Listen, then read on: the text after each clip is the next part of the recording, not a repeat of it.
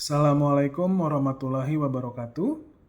Perkenalkan, nama saya Angki Febriansyah, SEMM. Saya merupakan dosen tetap di program studi manajemen Fakultas Ekonomi dan Bisnis Universitas Komputer Indonesia. Bidang ilmu yang saya tekuni adalah manajemen keuangan. Untuk mata kuliah yang saya ampu, diantaranya adalah mata kuliah akuntansi manajemen. Pada kesempatan kali ini, saya akan mencoba menjelaskan terkait dengan pernyataan diri dosen untuk unjuk kinerja Tridharma Perguruan Tinggi dalam bidang pengajaran. Berikut video penjelasannya. Ya, deskripsi mata kuliah akuntansi manajemen adalah, jadi mata kuliah manajemen akuntansi manajemen ini diwajibkan untuk seluruh mahasiswa program studi manajemen.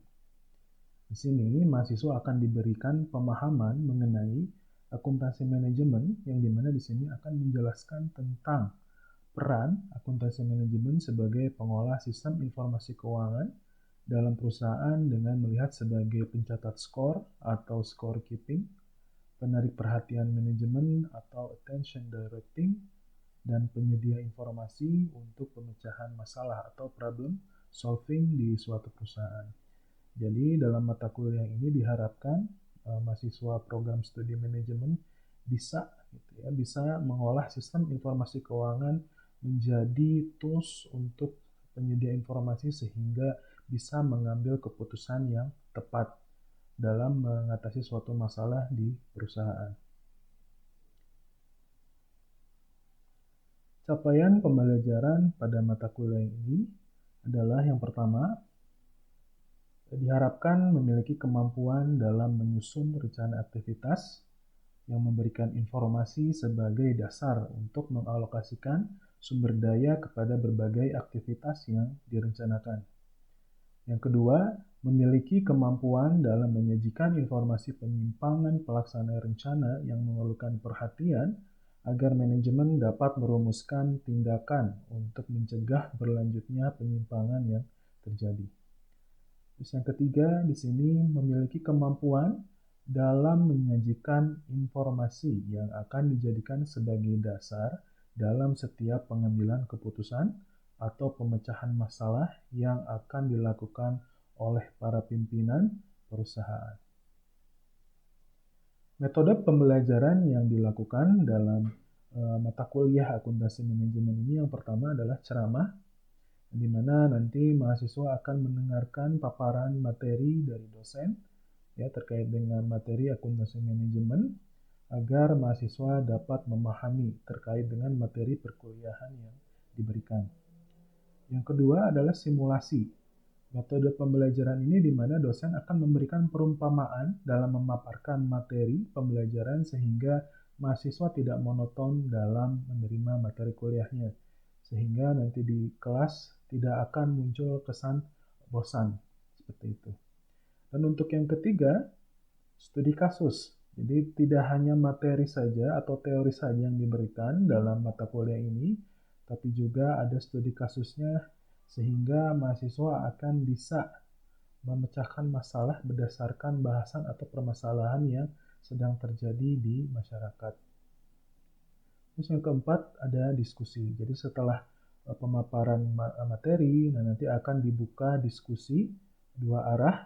Jadi jika ada mahasiswa yang kurang mengerti, apakah bila ada pendapat lain, nanti akan dibuka sesi tanya jawab di akhir perkuliahan atau di tengah-tengah perkuliahan jika ada mahasiswa yang belum mengerti.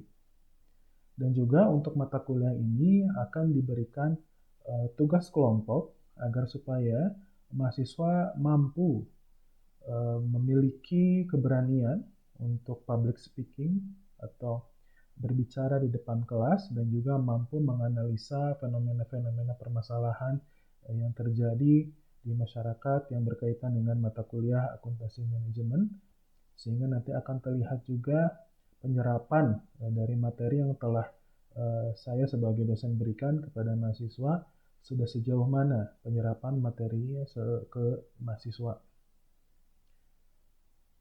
Untuk komponen penilaian dalam mata kuliah ini yang pertama, ada tugas atau kuis untuk bobot persentase penilaiannya adalah 30%. Nah, untuk nilai UTS 30% dan nilai UAS 40%. Dan juga penilaian lainnya seperti dari aspek pengetahuan dan juga nanti dari sikap mahasiswa dan skill mahasiswa dan juga nanti dari kehadiran. Kehadiran juga akan dinilai apabila mahasiswa yang alfanya lebih dari 3 kali atau kurang dari 80% kehadiran perkuliahannya itu bisa dijadikan sebagai aspek ya penilaian. Untuk rencana pembelajaran semester pada mata kuliah akuntansi manajemen yang pertama atau di minggu pertama, kemampuan akhir yang diharapkannya adalah mahasiswa dapat memahami ruang lingkup akuntansi manajemen yang dimana bahan kajiannya di sini yang pertama adalah konsep akuntansi, akuntansi biaya dan akuntansi manajemen, dan di sini ada juga persamaan dan perbedaan antara akuntansi keuangan dan akuntansi manajemen. Dan untuk pertemuan kedua, diharapkan mahasiswa dapat memahami terkait dengan akuntansi pertanggungjawaban, yang dimana bahan kajiannya terdiri dari konsep akuntansi pertanggungjawaban, 4 pusat pertanggungjawaban, peran informasi dan akuntabilitas, dan desentralisasi dan alasannya. Untuk pertemuan 3 dan 4, diharapkan mahasiswa dapat memahami analisis dan perbandingan perhitungan biaya variabel dan absorpsi terkait dengan bahan kajian konsep biaya variabel, konsep biaya absorpsi, laba rugi dengan metode biaya variabel, dan laba rugi dengan metode biaya absorpsi. Untuk pertemuan kelima, diharapkan mahasiswa dapat memahami terkait dengan pelaporan segmen yang terdiri dari bahan kajian. Yang pertama di sini ada pelaporan segmen terkait dengan perhitungan laba rugi dengan menggunakan metode biaya variabel dan absorpsi. Untuk pertemuan 6 dan 7 diharapkan mahasiswa bisa memahami terkait dengan penetapan harga transfer.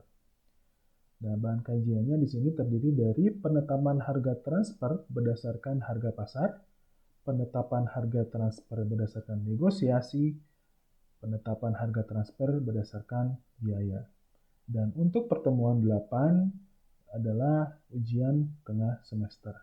Untuk pertemuan 9 dan 10 diharapkan memahami analisis biaya volume laba atau cost volume profit analysis yang terdiri dari bahan kajian terkait dengan konsep break-even point, biaya variabel, biaya tetap, laba operasi, dan laba bersih, terkait dengan target laba dalam jumlah, target laba sebagai suatu persentase dari pendapatan penjualan, dan target laba setelah pajak.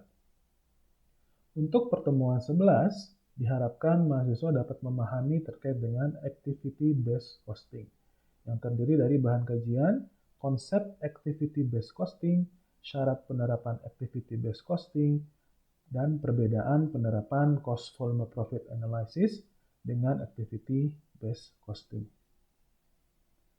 Untuk pertemuan 12 dan 13 diharapkan mahasiswa dapat memahami terkait dengan manajemen persediaan just in case, yang terdiri dari bahan kajian konsep order costing, carrying cost and setup cost, perhitungan economic order quantity, perhitungan lead time, dan perhitungan reorder point.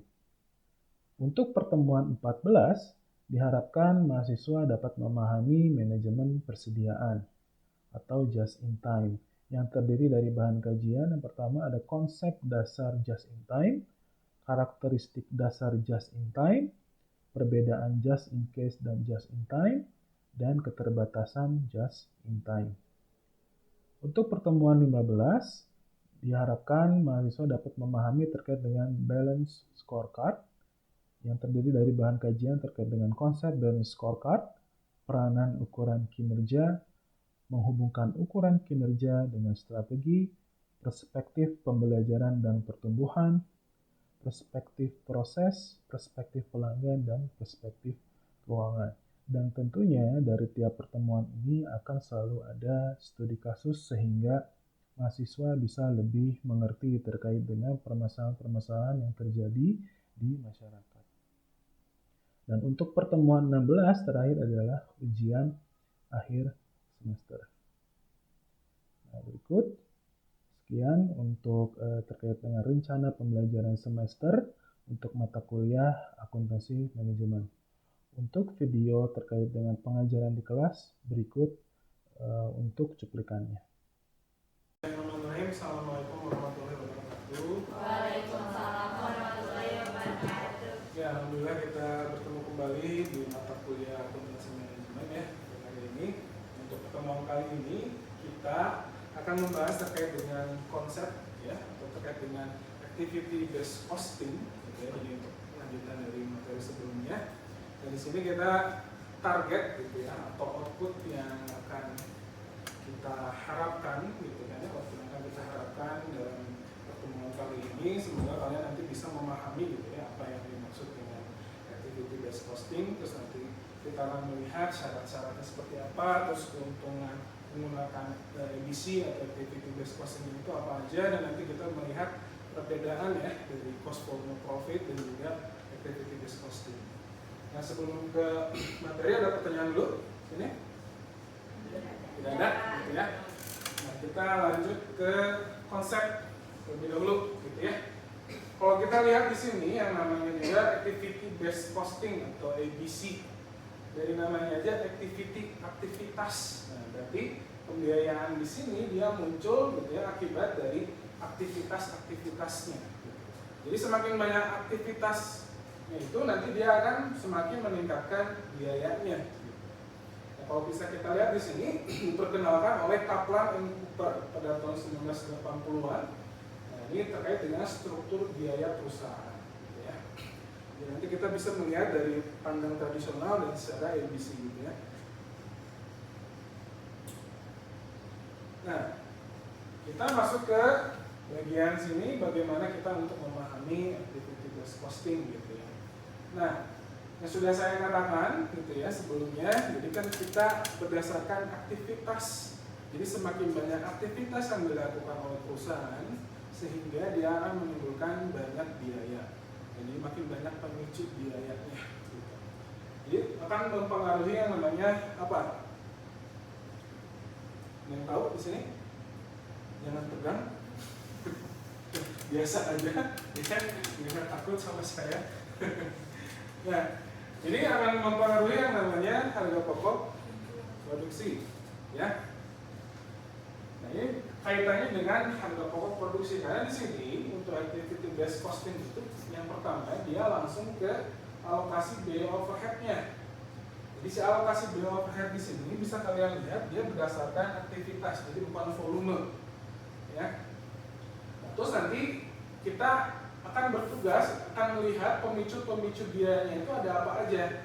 Jadi akar aktivitas yang bisa menimbulkan banyaknya biaya. Jadi misalkan kalau kita di sebuah pabrik atau kita misalkan nanti kalian di sini ada yang mau membuat usaha gitu ya, membuat usaha yang sifatnya memproduksi suatu produk, pasti kalian nanti melihat biaya apa aja yang dikeluarkan, terus dilihat kan aktivitasnya ada apa aja. Nah misalkan yang pertama kita mau contohnya ya, misalkan ada pembuatan mobil misalkan dari mulai perakitan gitu kan ya, perakitan mobil, terus ada cek bodi mobilnya gitu kan untuk ngetes mobilnya dan sebagainya, itu kan banyak aktivitas-aktivitasnya. Nah dari si aktivitas itu ada apa aja yang bisa menimbulkan biaya, yang menjadi pemicu biayanya itu apa aja dari si aktivitas-aktivitas tersebut. Nah kita bisa kita lihat nanti, kita telusuri. Makanya di sini kita cari akar penyebabnya, jadi akar penyebab biaya ini muncul itu karena apa. Nah tentunya kalau misalkan dia lebih spesifik ke aktivitas ya harusnya bisa kita telusuri sampai ke akar-akarnya kan, makanya katanya di sini mencari sampai ke akar. Jadi kita kalau misalkan untuk pengendalian biaya sebenarnya pakai edisi ini lebih bagus gitu ya. Jadi apabila ada ada perubahan harga, ada misalkan ada krisis dan lain sebagainya, kita bisa menelusuri biaya ini lebih ke akar-akarnya. Jadi misalkan dari si pemicu biaya itu misalnya dari aktivitas perakitan misalkan. Perakitan ini apa aja nih yang bisa memicu biaya perakitan ini? Misalkan dari si pegawai yang merakitnya gitu kan. Misalkan ada biaya masang masang bahan dan sebagainya, saya kurang ini juga ya, kurang paham. Misalkan ngerakit mobil gitu apa aja. Itu kan ada ngerakit, masang mesinnya dan sebagainya, itu kan ada pegawainya dan sebagainya. Nah, itu kan bisa kita telusuri sampai ke situ. Nah, kalau misalkan nanti ternyata, oh ini demo aja gitu ya, demo aja si pegawainya pengen naik gaji terus, bingung kan? Jadi seorang pemilik perusahaan itu gimana caranya supaya kita bisa mengefisiensi biaya-biaya yang dikeluarkan, tapi tidak mempengaruhi ke harga barang. Kalau sampai ke harga barang kan itu bahaya ya, bisa nggak laku itu barang yang kita jual gitu kan, dan sebagainya. Atau misalkan ya karena bandel gitunya demo terus, jadi ya udah aja efisiensi pegawai gitu kan, jadinya di PHK gitu kan. Salah satunya jadi yang perakitan jadinya nggak pakai orang, dia pakai mesin. Gitu. Jadi langsung di situ langsung di telak gitu ya sama pemilik perusahaannya, pecat aja gitu kan. Maksudnya ya kasihan juga ada di sisi lain, tapi ya salah sendiri gitu kan, tidak bersyukur dan sebagainya, jadinya kena PHK gitu. Nah sampai sini ada pertanyaan dulu. Ini kan kalau di kalian di sini sebagai pihak dari manajemen tentunya kan harus bisa gitu ya, bisa memberikan keputusan gitu ya, bisa memberikan keputusan terkait dengan berbagai macam kegiatan yang ada di sebuah perusahaan gitu kan. Misalkan di sini nanti kalian bagian manajer produksi, misalkan ada yang kerja jadi manajer gitu kan, dari produksi. Jadi di akuntansi manajemen ini kalian tidak hanya misalkan cara ngitung ABC-nya gitu ya, cara ngitung activity based costing-nya, tapi cara pengambilan keputusannya juga harus kalian pelajari ya. Nah kan nanti kalian masuk ke dalam manajemen perusahaan, jadi selain hanya ngitung bisa juga untuk pengambilan keputusan. Nah, salah satunya tadi pengambilan keputusannya terkait dengan efisiensi biaya gitu kan ya, dan sebagainya. Jadi bisa mengatasi masalah yang ada di perusahaan gitu. Nah, ini hierarki dari hierarki biaya dalam activity based costing gitu ya. Nah, kita bisa lihat di sini ada yang pertama ada biaya tingkat unit. Nah, pasti nanti dia akan berubah biaya per unitnya. Ya, jadi kan pasti semakin gede aktivitas berarti kan akan semakin mempengaruhi biaya keseluruhan ya, dan tentunya nanti akan mempengaruhi biaya per unitnya. Terus biaya tingkat batch. Jadi kalau misalkan kita produksinya langsung satu batch gitu ya, berarti kan akan mempengaruhi juga jika kita menerapkan biaya BC. Terus ada biaya tingkat produk, misalkan berdasarkan produk tertentu, itu juga akan mempengaruhi. Terus nanti ada yang namanya biaya tingkat fasilitas, terkait dengan operasi-operasi umum yang mendukung kegiatan produksi perusahaan. Kita misalkan contohnya ada penyusutan gedung dan sebagainya. Nah, di sini ada beberapa manfaat yang bisa kita dapatkan apabila kita menggunakan metode activity based costing di sini ya. Yang pertama, penetapan harga lebih akurat. Gitu ya, lebih akurat karena tadi kita menelusuri biayanya sampai ke akarnya, jadi tiap aktivitas. Jadi kita bisa benar-benar akurat gitu ya untuk menentukan harganya. Nah, terus eliminasi pemborosan tadi yang sudah saya berikan contoh tadi ya. Jadi untuk yang sifatnya pemborosan bisa kita kurangi.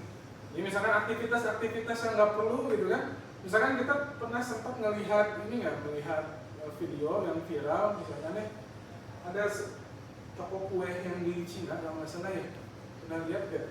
Jadi si pegawai itu cuma bagian itu kan termasuk pemborosan juga ya, jadi nggak perlu lah gitu kan, itu nambah-nambah biaya gitu kan, si pegawainya dibayar cuma buat gitu doang, ngelap-ngelapin si kuenya dari tepungnya aja gitu kan, jadi termasuk pemborosan gitu.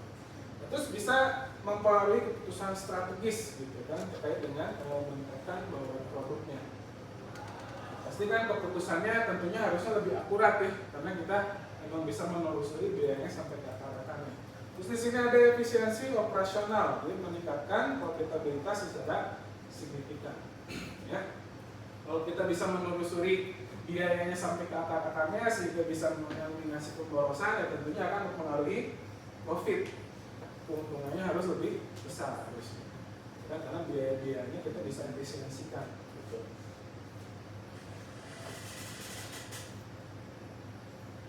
Nah, ini syaratnya ya yang harus kita penuhi apabila mau menggunakan metode EBC. Ya, nah, pasti harus ada dukungan manajemen puncaknya ya. Jadi manajemen puncaknya harus memutuskan mereka mau pakai apa. Gitu. Terus ada terkait dengan biaya overhead-nya. Jadi biaya overhead-nya ini paling efektif jika kita ingin menggunakan EBC, dia harus di atas 25% dari total biaya. Ya. Karena kan yang lebih detail itu dari si overhead ini kan yang banyak elemennya itu di overhead. Nah, terus terkait dengan diversitas produk tinggi. Nah, ini bagus bagi jenis perusahaan yang produknya banyak. Jadi nggak hanya satu produk yang dijual, misalkan ada banyak diversitasnya. Misalkan kayak Unilever, ya kan? Unilever itu kan banyak ya, nggak hanya sampo, ya, ada macam-macam, ada apa lagi selain sampo, Unilever, sabun, terus ada makanan juga deh, Unilever kan, ya, ada makanan dan lain sebagainya. Nah, itu cocok digunakan oleh perusahaan-perusahaan yang diversitasnya tinggi, ya. Nah, terus di sini proses produksinya kompleks, gitu ya, lebih rumit, gitu ya, untuk lingkungan produksi yang lebih rumit. Karena kan tadi aktivitasnya banyak ya, aktivitasnya banyak, pasti kegiatannya lebih banyak, memicu biayanya lebih banyak juga, jadi lebih rumit. Nah, ini lebih cocok menggunakan ini. Gitu.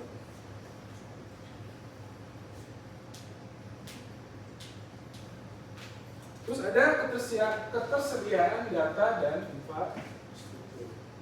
Ya, pasti kalau misalkan karena dia dari segi kegiatannya banyak, terus pemicu biayanya banyak, berarti kan kita membutuhkan infrastruktur seperti kayak sistem ya.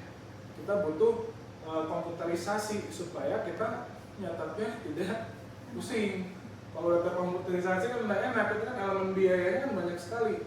Kalau kita masih sistem manual lah, gitu. Bisa ini ya buat edan gitu ya, apakah orang sedang mah gitu ya, pusing gitu, bikin puyeng gitu ya. Nah, jadi makanya kita memerlukan sistem yang memadai untuk melacak si aktivitas tadi. Makanya kalau di perusahaan itu biasanya customize ya. Biasanya banyak yang perusahaannya customize bikin software itu kan menyesuaikan dengan SOP di perusahaan. Pasti tiap perusahaan harusnya beda-beda. Gitu. Nah, walaupun ada juga software yang udah jadi, tapi kan intinya kita tinggal menyesuaikan aja dengan yang ada di perusahaan. Misalkan contoh kayak Accurate Bio kan itu udah ada sistem untuk khusus perusahaan manufaktur. Nah, jadi kita bisa mengatur pembiayaannya di situ. Jadi yang muncul itu biayanya ada apa aja bisa kita masukkan, gitu ya. Terus di sini ada identifikasi pemicu biaya. Nah, ini kita harus mempunyai kemampuan untuk mengidentifikasi hal tersebut supaya lebih akurat, lebih bagus, gitu ya. Terus ada integrasi antar departemen. Karena banyak aktivitas, berarti departemennya ada banyak. Makanya kan perusahaannya gede gitu kan, lebih bagusnya menggunakan itu. Nah, terus waktu implementasinya ini bagus, bisa memakan waktu lebih dari 6 sampai 12 bulan. Ya, karena emang prosesnya panjang ya, lama. Nggak langsung instan gitu ya, kita menggunakan metode ini. Sampai sini, ada pertanyaan dulu. Diskusi. Ya, gimana? Apakah metode ABC cocok untuk semua jenis industri termasuk UMKM?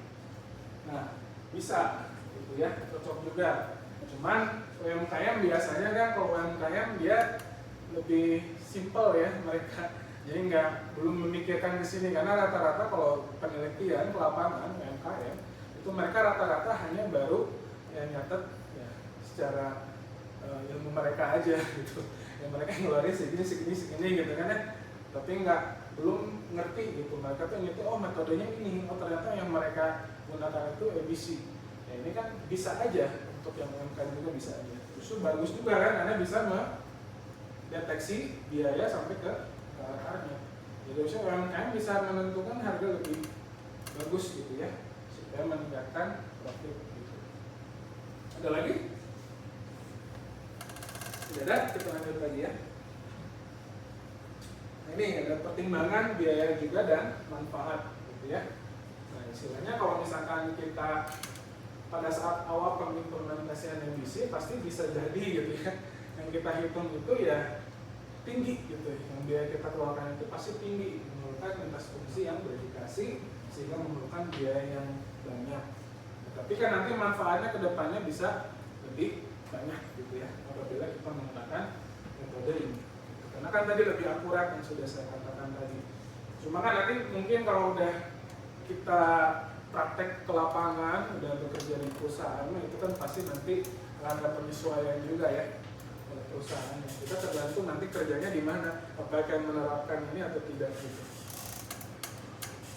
Nah, sekarang kita lihat perbedaan ya cost volume profit dengan EBC. Nah, kalau cost volume profit di sini kalian bisa lihat dia untuk menganalisis hubungan volume penjualan, biaya dan laba. Ya. Kalau activity based costing dia untuk mengalokasikan biaya tidak langsung berdasarkan aktivitas. Nah, kalau yang kedua di sini dia mengklasifikasikan biaya menjadi tetap dan variabel. Nah, kalau yang activity based costing memberikan biaya produk yang lebih akurat. Terus untuk yang CVP fokus pada analisis jangka pendek dan titik impas. Nah, kalau activity based costing berguna untuk keputusan strategis jangka panjang. Nah, kalau yang cost volume profit itu kan untuk jangka pendek tadi, karena kan kita fokusnya ke sini penjualan, biaya, laba.